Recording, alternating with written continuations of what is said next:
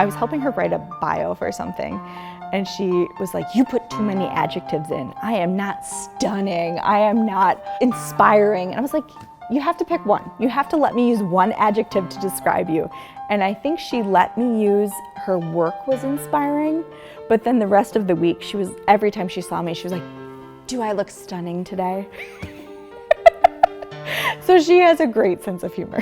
She is a firecracker in the absolute best way. She's a big idea person, and she's always looking for the next thing to make herself better, but to also make her students and the people she works with better. She was one of the first people on the Arts on the River committee.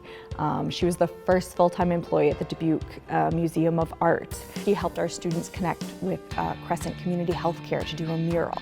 She always thinks big picture. If you look at some of her exhibits, she's not afraid to take on heavy emotional topics like aging and decay in nature, or even emotional topics like faith.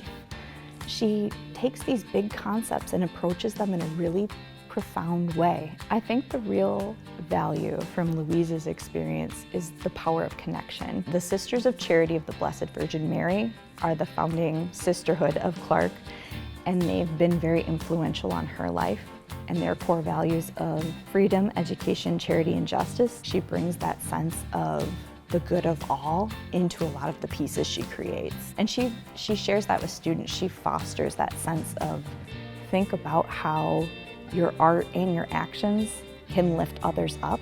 I Don't See Anything That Isn't Beautiful was a BVM sister that she had a close relationship with.